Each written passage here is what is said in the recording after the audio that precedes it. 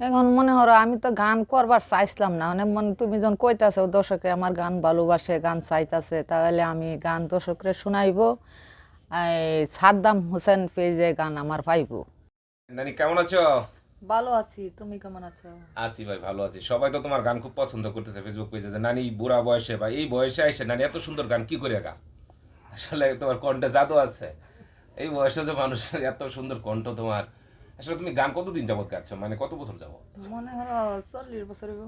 40 বছর যাবত গান গাও? হুম। আচ্ছা আচ্ছা, তা তো তোমার বয়সকালে আমার কণ্ঠ আরো খুব ভালো ছিল না? কণ্ঠ ভালো আছেন, এখন বুড়া হয়ে গেছি গা, বুঝো না কি তারপর তো করতে তোমার হবে। কণ্ঠ এখন চ্যাংরাদের কাছে ফিল, তোমার কণ্ঠ তখন অসাধারণ। তুমি যদি কানে টান দিলে মানুষ বলে কি অসাধারণ। তোমার জন্য অনেকে দোয়া করে, পেজ থেকে অনেকে কমেন্টস করে যে ভালো না, এই বয়সে নানি অসাধারণ গান গাউনি, নেখায় দান করুক, অনেকদিন বেঁচে থাকো, আমাদেরকে ভালো ভালো গান শোনাক, অনেকেই বলে। অনেকে তোমার জন্য আশীর্বাদ করে, দোয়া করে, ঠিক আছে? তো দর্শকদের উদ্দেশ্যে বলো, দর্শকদের উদ্দেশ্যে কিছু বলো, যে দর্শকরা যে তোমার গান এত পছন্দ করে তাদেরকে কিছু বলো। মনে হলো দর্শকের যদি পছন্দ করে তো এটা তো আমার কপাল, ভাগ্য, বুঝো না। আচ্ছা দর্শক, আমার এই বয়স অনুযায়ী যে আমি গান গাই, তাতে যে দর্শকে পছন্দ করে, ভালো দেখে কয়, তোমার গান শুনে। হ্যাঁ, এটি আমার ভাগ্য। ও, আচ্ছা আচ্ছা, মানে এতে তুমি ধন্য যে তোমার গান এখনো পছন্দ করে, অনেক হ্যাঁ বড় বড় হ্যাঁ। শিল্পী থাকার পরও যে তোমার গান শুনে মানুষ এমবি খরচ করে, হুম। তাই না? জি। তারপর কথা হচ্ছে তোমার, বলি এই যে এই বয়সে এসে তুমি গান গাও, তোমার জি ফুলাফার নাতি পুতি বা সবাই তো আছে, বড় বিয়ে শাদী করেছো, তাই না? হুম। তোমার বয়স তো প্রায় অনেকই হয়ে গেছে, কিন্তু এই বয়সে তোমার কণ্ঠ এখন আগের মতো সেই মলিন রয়েছে এবং অসাধারণ। না, বয়স বললাম না যে বয়স অনুযায়ী আমার কণ্ঠ আল্লাহ দিলে ভালোই আছে। ভালো আছে না? হুম।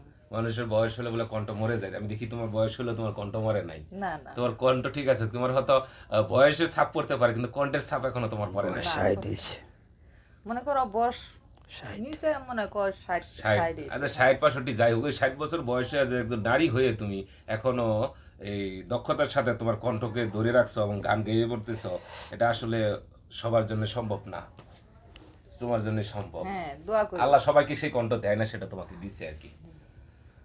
জানি তুমি তো অনেকদিন অসুস্থ ছিলা, গান গাইতে পারো না, এখন দর্শক তোমার গান চাচ্ছে, খুব পছন্দ করে তোমার গান। বিদেশে কলকাতা থেকে অনেকে ফোন দিচ্ছে যে এই নানের জন্য আশীর্বাদ করছে, দোয়া করছে যে নানুর গান আরো চাই।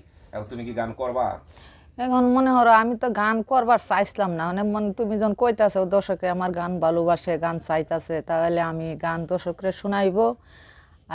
সাদ্দাম হোসেন পেজে গান আমার পাইবো যদি সবসময় সাদ্দাম হোসেন পেজে গান পাবে তোমার হ্যাঁ নাকি? হ্যাঁ আর হ্যাঁ অন্য হ্যাঁ। কোথাও কোনো পেজে তুমি গান করতেছো না তো? না না না না না। শুধু সাদ্দাম হোসেন আমি পেজে তুমি গান হ্যাঁ করতেছো? সাদ্দাম হোসেন পেজেই আমি গান গাইতাছি। যা হোক, তাহলে দর্শকদের জন্য অবশ্যই, দর্শকদের জন্য ভালোবাসা, তুমি দর্শকদের জন্য গান করবো অবশ্যই, যেহেতু দর্শক তোমাকে ভালোবাসা, মানুষের ভালোবাসে অনুপ্রেরণা, বা মানুষকে ভালোবাসলে, মানুষকে ভজন করলে আল্লাহকে পাওয়া যায়। যেহেতু মানুষ তোমার গানকে পছন্দ করে, ইনশাল্লাহ অবশ্যই গাইবা, যে তুমি গানের শিল্পী, রক্তের সাথে মিশে যে এই যেটা করে। মানুষে পছন্দ করে দেখি গান আমি গাইবো, নাই তো আমি গান আর গাইলাম নাইলে। ওই বয়সে আর গাইলালে না আর কি, না যেহেতু না না। মানুষ খারাপ বলবে যে ওই বয়সে গান গায়, হ্যাঁ কিন্তু হ্যাঁ হ্যাঁ যেহেতু তুমি গান গাও, মানুষ ভালোবাসতে চায়, গাইতে হবে, হ্যাঁ হ্যাঁ। যে যেটা কর্ম করে। যাক, সুন্দর কথা বলছো।